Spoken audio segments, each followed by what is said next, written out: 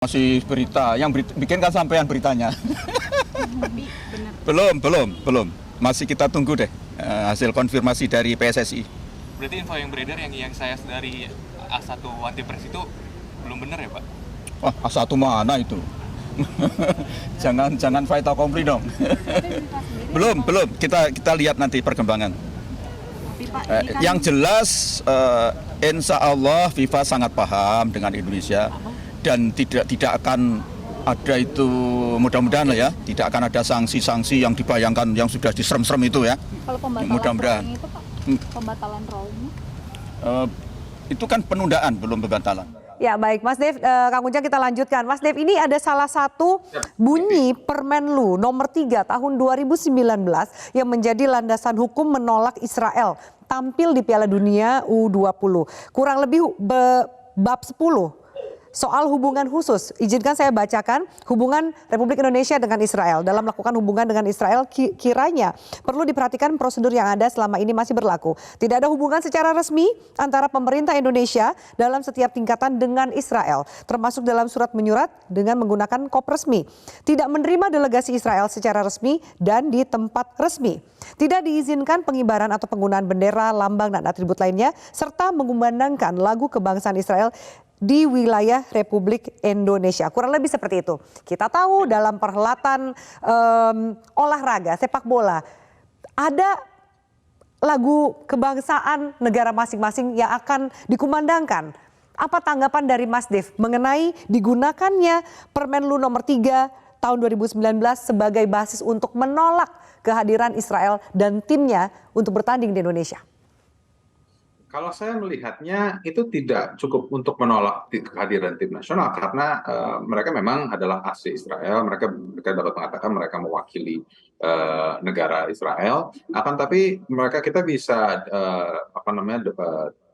negosiasi ya dengan mereka, misalnya mereka bisa menggunakan bendera kontingen olahraganya gitu, terus menggantinya dengan, terus bukannya lagu, kalau mereka menangkan sebuah pertandingan menggantinya dengan lagu yang lain.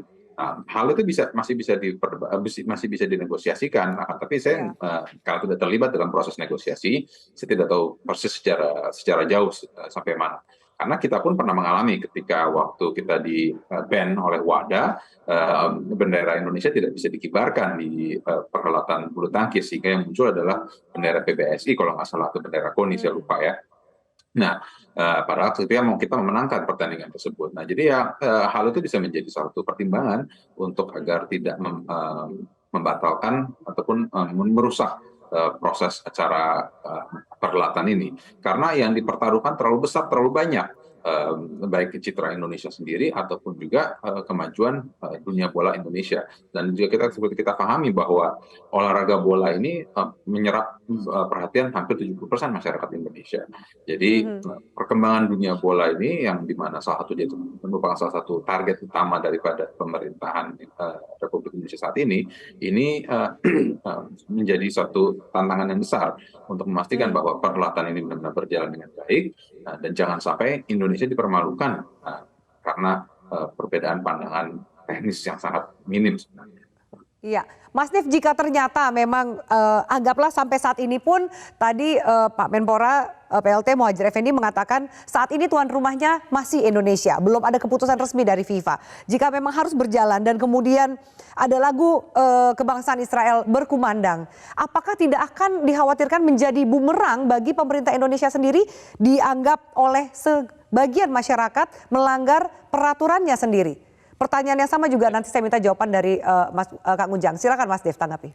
Ya, kan seperti tadi saya katakan, jadi ini masih banyak ruang untuk negosiasi, dan ini masih terus dibahas terus di pihak FIFA-nya sendiri, langkah-langkah apa yang sudah didorong ya. Saya karena tidak terlibat di dalam negosiasi, saya tidak tahu persis apa yang mereka tawarkan, apa yang kita counter offer. Nah, tapi ya kalau dari pandangan saya, hal tersebut yang bersifat teknis itu masih bisa dinegosiasikan agar acara itu jangan sampai batal. Karena paling utama itu acara itu harus tetap berjalan dan juga berlangsung dan hingga berhasil. Oke, baik. Kang Ujang, tanggapan Kang Ujang seperti apa? Ya, saya melihat begini, memang katakanlah kalau Permenlu itu sandaran menjadi basis aturan yang sekarang ada, itu kan sebenarnya bisa ada celah ya untuk tadi tidak menyanyikan lagu kebangsaan Israel, itu bisa dinegosiasikan. Dan jangan lupa Indonesia itu negosiator yang handal. Bagaimana PSSI dan pemerintah ya ketika kasus Kanjuruhan, ya, yang katakanlah dunia menyorot mata Indonesia akan terkena sanksi, tapi alhamdulillah tidak. Itu luar biasa loh, Indonesia dan PSSI menegosiasikan itu semua. Nah sekarang pun disorot terkait dengan timnas usia 20 yang akan datang ke Indonesia. Ya, sekarang Pak Erick Thohir sedang bernegosiasi ya dengan FIFA. Oleh karena itu jangan sekali kalau kita sudah maju jangan mundur ke belakang gitu loh. Kita ini bangsa yang agamis ya, bangsa yang beretika dan kita mengedepankan nilai-nilai keluhuran. Artinya dan jangan lupa Islam itu agama saya katakan di awal dari rahmatal lil alamin, menjadi rahmat bagi sekalian alam gitu. Bukan hanya bagi bangsa aja, bagi semua bangsa di dunia ini termasuk bagi Israel gitu. Jadi sebenarnya inilah yang sebenarnya kekuatan dari Islam kita.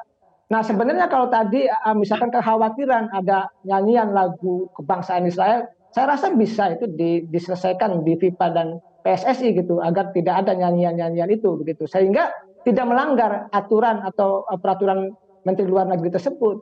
Sehingga kita dalam konteks penyelenggaraan Piala Dunianya berjalan dengan lancar gitu. Ya masyarakat kita tidak salahkan dalam konteks menolak itu karena belum paham, belum tahu seperti yang tadi dijelaskan oleh Pak Presiden.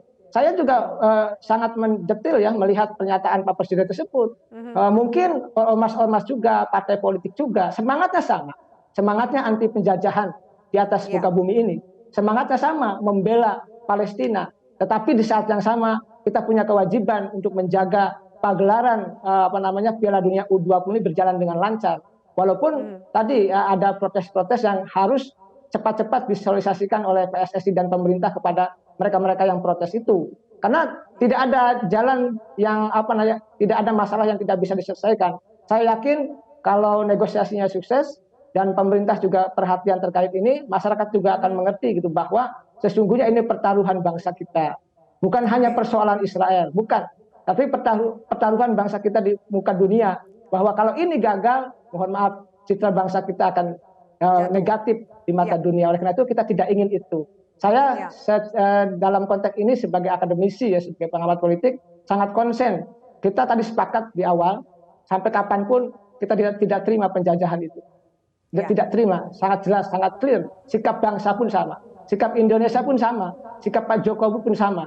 Tetapi di saat yang sama, kita harus menghormati aturan FIFA yang dimana Israel atau tim usia 20 Israel adalah menjadi salah satu peserta yang tentu tadi ya suka tidak suka harus diterima dengan baik lah kalau gitu. Walaupun dalam konteks tertentu masyarakat kita masih banyak yang kecewa terkait itu. Artinya pisahkan dulu antara olahraga dengan persoalan politik agar ini clear. Misalkan kepada PDIP pisahkan dulu. Kepada gubernur nanti kita akan bahas. Pisahkan dulu. Baik, Kang Ujang kita akan bahas usai jeda. Statement Presiden tadi sejauh mana bisa mengademkan suasana di masyarakat, terutama pihak yang menolak kehadiran Israel dalam perhelatan Piala Dunia U20 ini. Kita